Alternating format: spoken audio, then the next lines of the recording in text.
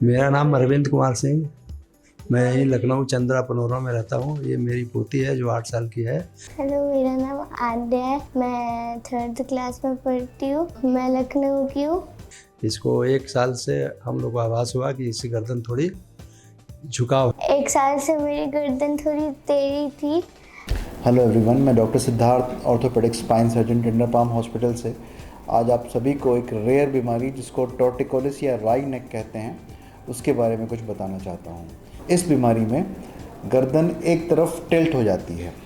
इसका कारण गर्दन की एक तरफ की मसल जिसको स्टर्नोक्लीडोमास्टॉइड कहते हैं उसकी स्कारिंग या उसका टाइटनेस होता है।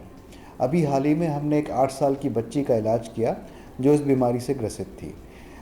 इस बीमारी का कारण जन्म से भी हो सकता है, यानी अगर पेट में अगर बच्चे की पोजीशन कुछ एबनॉर्मल रहती है या गर्दन एक तरफ मुड़ी रहती है तो जन्म के साथ ही ये कंडीशन डेवलप हो सकती है और उम्र के साथ साथ ये बढ़ती रहती है।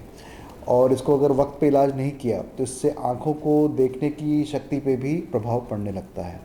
तो ये गुजरात में रहती है। वहाँ पे डॉक्टरों ने इसको सजेस्ट किया कि ऑपरेट करना पड़ेगा।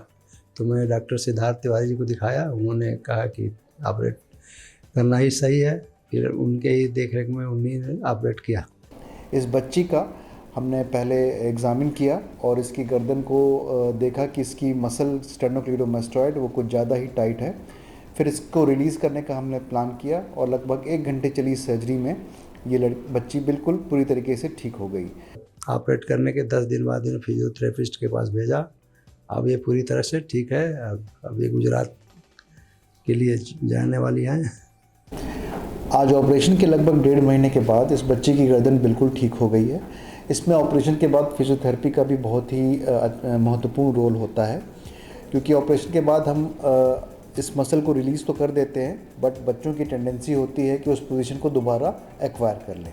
तो इसके लिए कुछ दिनों के लिए हम गर्दन में स्प्लिंट भी लगाते हैं जो गर्दन को सीधी रखती है और धीरे धीरे एक्सरसाइज करके मसल्स की स्ट्रेंथनिंग जो दूसरी साइड की है उसको गेन करते हैं।